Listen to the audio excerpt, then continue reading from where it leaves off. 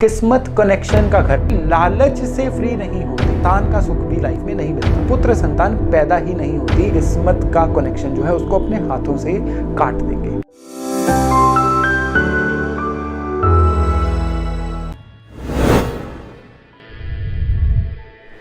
Rahu 9th house में, भाई 9वां घर किस्मत कनेक्शन का घर, 9वां घर है ईश्वरीय कृपा का घर।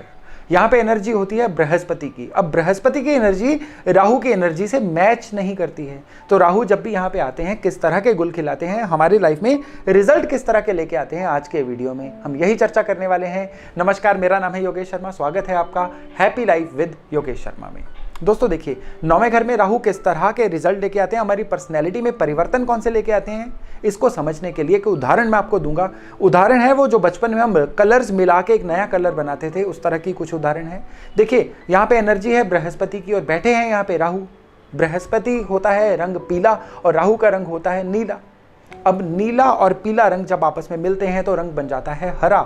यानी जब भी राहु 9वें घर में होंगे, हरा रंग यानी बुद्ध जो है बहुत अच्छे से एक्टिवेट हो जाएंगे और इस इंसान की जो बुद्धि है बहुत ही तेज बुद्धि बन जाती है। यानी 9वें का राहु बुद्धि तेज देता है। अब ये लोग जो हैं किसी भी बात को बहुत आसानी से समझ लेते हैं। ये लोग जो हैं बहुत अच्छे सुपरवाइजर बन जाते हैं। ये लोग जो हैं किसी भी चीज़ की निगरानी बहुत अच्छे से कर लेते हैं। किसी भी चीज़ में नुक्स निकालने हो, गलतियां निकालनियां हो, तो इनसे बढ़िया इंसान आपको दुनिया में नहीं मिलेगा। तो इस तरह के राहु वालों को ये भी सुजेस्ट किया जाता है कि भाई फूड व्लॉगर बन जाइए। यानी कुछ ऐसा काम जिसमें आपको कोई चीज़ चख के उसके अंदर से नुक्स निकालने हैं, तो ये काम जो है ये बहुत ही सफलता से करते हैं, बहुत ही खूबी से करते हैं।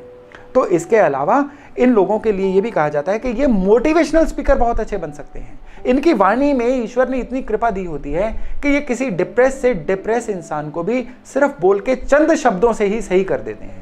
कई लोग मैंने ऐसे 9वें राहु वाले देखे हैं जिन्होंने अपनी वाणी से ही सुसाइड के लिए जाते हुए लोगों को भी रोक लिया और उनके डिप्रेशन को भी दूर कर दिया। इवन अगर ये लोग साइकेट्री साइकोलॉजी के फील्ड में भी चले जाए ना, तो काफ़ी कमाल कर देते हैं। मतलब दिमाग के डॉक्टर अगर हम इनको बोले ना सरल भाषा में, तो ये एक बहुत ही अच्छे कंसल्टेंट या मनोचिकित्सक जो हैं वो बन सकते हैं। तो ये तो थी 9वें के राहु की कुछ अच्छी चीज़ें। अब आते हैं कि 9वें के राहु जो हैं ये खराबी किस तरह की देते हैं। तो चलिए शुरू करते हैं। देखिए, जैसा मैंने अभी आपको बताया कि ये कंसल्टेंट अच्छे बन सकते हैं या मोटिवेशनल स्पीकर बन सकते हैं। इवन ये लोग जो हैं दिमाग की जो उलझनों वाले परेशान लोग होते हैं उनके लिए बहुत ही, इनके हाथ में एक शफा होती है जिससे उनको ठीक कर सकते हैं। लेकिन आगे गड़बड़ यहीं से शुरू होती है कि ये लोग कभी भी लालच से फ्री नहीं होते। हमेशा इनको कम में ज़्यादा पैसा चाहिए होता है, लालची हो जाते हैं। ये लोग जो हैं अपनी ग्रीड को कंट्रोल नहीं कर सकते और यही एक वजह भी रहती है कल को आने वाले समय में अच्छाई भी कर लें तो ये राहु इनको बदनामी ज़रूर दे देता है। और ये बदनामी ऐसे हवा से नहीं आती, ये इनकी अपनी डीड्स की वजह से, अपने कर्मों की वजह से भी आती है। यानी अगर ये लोग इजी मनी की तरफ भागें, जो ज़्यादातर ये करते हैं, तो इनको जीवन में बदनामी भी मिलती है और वो बदनामी इनको अपने लालच की वजह से ही मिलती है। और इसके अलावा ये जो 9वें घर के राहु है ना, इसका सीधा सीधा संबंध बर्थ चार्ट के 3रे और 5वें घर से होता है। अब 3रा घर है भाइयों का, 5वां घर है संतान का। और ये एक सीधा सीधा संबंध होता है कि अगर ये लोग अपने भाइयों से संबंध खराब करें तो इनको अपनी संतान का सुख भी लाइफ में नहीं मिलता। ये दो चीज़ें इनकी लाइफ में सीधे सीधे जुड़ी होती हैं। तो अगर आपके 9वें घर में राहु है तो आपको सबसे पहली तो रिक्वायरमेंट है कि अपने भाइयों से बना के रखें, क्योंकि भाइयों से जितना उलझते चले जाएंगे आपको आने वाले समय में संतान का सुख उतना ही मुश्किल होता चला जाएगा। कई वर्स्ट केसेस में तो देखा गया है कि इन लोगों के नर संतान यानी पुत्र संतान पैदा ही नहीं होती और उसकी वजह यही होती है कि इन्होंने विवाद करके अपने भाइयों से अपने संबंध जो हैं वो खराब कर लिए होते हैं। इसके अलावा देखिए, 9वां घर है पारिवारिक रिचुअल्स का, 9वां घर है परिवार में चलने वाले रीति रिवाजों का, 9वां घर है आपके बुजुर्गों का। यहाँ पे राहु देखा गया है कि ना ये लोग फैमिली रिचुअल्स को मानते हैं, पारिवारिक रिवाजों को भी नहीं मानते हैं और बहुत ही स्वच्छंद, बहुत ही ज़्यादा एक खुले से स्वभाव के मालिक होते हैं। ये ज़्यादातर रूल्स को मानने वालों में से नहीं होते हैं और ये भी एक रीज़न होता है जीवन में इनके लिए खराबियाँ लाने का, क्योंकि अगर ये ऐसा करेंगे तो ये अपने जुपिटर को खराब करेंगे, क्योंकि रीति रिवाजों को मानना, बुजुर्गों की बातों को मानना हमारे जुपिटर को स्ट्रॉन्ग करता है। यहाँ पे जुपिटर जो है हमारा किस्मत कनेक्शन है, और यहाँ पे अगर ये राहु का कहना मानेंगे, यानी अपने पारिवारिक जो रिचुअल्स हैं उनको फॉलो नहीं करेंगे, बुजुर्गों की बात को फॉलो नहीं करेंगे, तो ये अपनी किस्मत का कनेक्शन जो है उसको अपने हाथों से काट देंगे। तो यहाँ पे अगर राहु हो तो इनको यही सुजेस्ट किया जाता है कि अपने पारिवारिक रीति रिवाजों को बहुत मन से माने, क्योंकि देखिए रीति रिवाज कई बार आपको सिली लग सकते हैं, स्टूपिड लग सकते हैं, लेकिन ऐसा होता नहीं है। कितनी ही पीढ़ियां गुजर जाती हैं उन रिवाजों को इस्टेब्लिश करने में, कितनी ही पीढ़ियों का ये एक सार होता है कि ये एक पारिवारिक रीति रिवाज जो बने होते हैं उनके पीछे कई बार ना समझ आने वाला मर्म भी होता है। तो ज़रूरी नहीं है कि अगर आपको समझना है तो उसको करना ही नहीं है, इसको ज़रूर करिए। ये राहु आपका बहुत सारा साथ देना शुरू कर देंगे।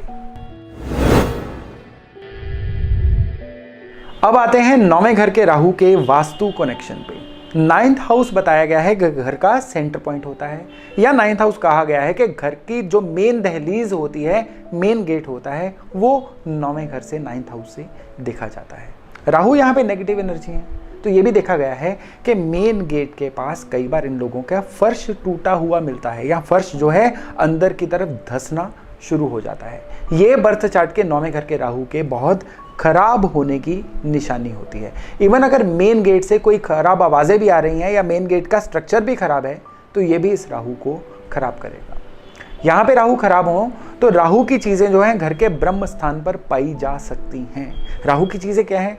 टॉयलेट राहु की चीज़ है, घर में जो स्टोरेज होती है वो राहु की चीज़ है, या अगर नीली दीवारें, नीले पर्दे हैं, वो भी राहु की चीज़ है। घर का जो क्लटर होता है ये भी राहु की चीज़ है। अगर ऐसी चीज़ें घर के सेंटर पॉइंट के आसपास हों तो समझ जाइएगा अब 9वें घर के राहु बहुत ही दुख देने वाले हैं, बहुत बदनामी देने वाले हैं, या बहुत ही ज़्यादा लाइफ में अड़चने देने वाले हैं।